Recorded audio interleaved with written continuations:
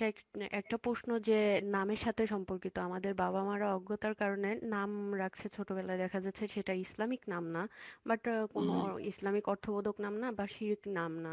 সেই হুম। নামগুলোর কারণে কি বাবা মা গুনাহগার হবে কিয়ামতের দিনে? আমাদের কি বাবা মারা গুনাহগার হবে কিনা, এই একটা প্রশ্ন। আর দ্বিতীয় আর একটা প্রশ্ন কি পরে করব? ঠিক আছে, পরে করেন, এটাই বলি। আচ্ছা, ঠিক আছে, ঠিক যে নামগুলি আমাদের সমাজে রাখা হয় তার মধ্যে বেশ কিছু নাম বাবা মা রাখে, তারা যেহেতু বুঝেন না, অর্থ না বুঝে, যে নামগুলির অর্থ ভালো নয়। এখন বাবা মা কি গুনাহগার হবে? দেখতে হবে যে কেমন অর্থ। যদি দেখা যায় যে সেই নামগুলি যে রেখেছে সেগুলি ইসলাম বিরোধী, এমন ইসলাম বিরোধী নাম, যে নামগুলি হারাম, শিরকি নাম, বিদআতি নাম, অথবা সেই নামগুলির অর্থ খারাপ, সেই নামগুলি নিষিদ্ধ কোরআন এবং হাদিসের আলোকে, তাহলে গুনাহগার হবে। আর যদি এমন নাম রাখে যে অর্থ ভালো না, তবে এত খারাপও না, বাংলাতে অনেকে নাম রাখছেন, যেমন এখনই শুনলাম স্বপ্নাধারী।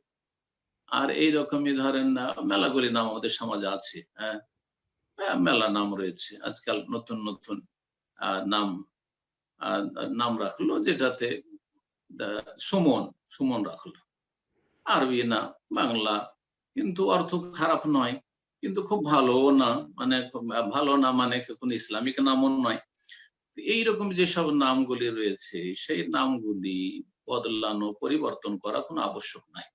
প্রথম যেগুলো বললাম, যে এই নামগুলি হারাম, নাজায়েজ, শিরক, বিদআত রয়েছে, অথবা খুব খারাপ অর্থ হয়েছে, শয়তানের নাম, জিনের নাম, বা খারাপ অর্থ বহন করে, সেগুলি অবশ্য বদলে দিতে হবে, এবং সেগুলি ওইভাবে রেখে দিলে বাপ মা গুনাহগার হবে। যদি বদলে দেওয়া সম্ভব হয় কাগজপত্রে, তাহলে কাগজপত্রে বদলে দেবে। আর যদি তা সম্ভব না হয়, বড় হয়ে গেছে, তো কমপক্ষে নাম বদলে, সার্টিফিকেটে যা থাকবে থাক, কিন্তু সমাজে, গ্রামে, বাড়িতে নাম পরিবর্তন করে দিবে। জি।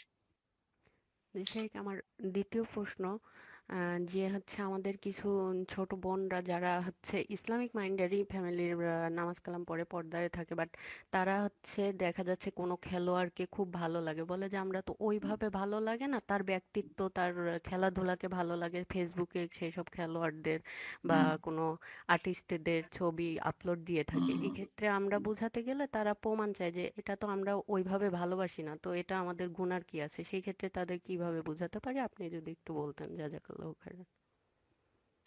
একজন মমিন মানুষ, যে আল্লাহ পরকালে বিশ্বাসী এবং যাকে আল্লাহ তার ইবাদতের জন্য সৃষ্টি করেছে, সেই ব্যক্তি সবচেয়ে বেশি ভালোবাসবে আল্লাহকে, তারপরে ভালোবাসবে সবচেয়ে বেশি রাসূলুল্লাহকে সাল্লাল্লাহু আলাইহি ওয়াসাল্লাম, তারপরে যারা রাসূলুল্লাহ সাল্লাল্লাহু আলাইহি ওয়াসাল্লামকে, আল্লাহকে সবচেয়ে বেশি ভালোবাসে, তাদেরকে ভালোবাসবে। সাহাবায়ে কেরামদেরকে ভালোবাসবে, সাহাবিয়াতদেরকে ভালোবাসবে, আম্বিয়া রসুলগণকে ভালোবাসবে, মুমিন মুমিনাতকে ভালোবাসবে, মুহাদ্দিসিনে কেরাম, ফুকাহায়ে কেরামদেরকে ভালোবাসবে, দ্বীনের খাদেমদেরকে ভালোবাসবে, মুসলিম ভাই বোনদেরকে ভালোবাসবে। আর যারা আ খেলোয়াড়কে ভালোবাসে, খেলাকে ভালোবাসে, তাদের ঈমানে দুর্বলতা রয়েছে। তাদের ভালোবাসা রয়েছে গায়রুল্লাহর জন্য। জি হ্যাঁ। তাদেরকে জিজ্ঞাসা করেন, কোন সাহাবীর নাম বলতে পারবে না। রাসূলুল্লাহ সাল্লাল্লাহু আলাইহি ওয়াসাল্লাম কত বয়স পেয়েছিলেন?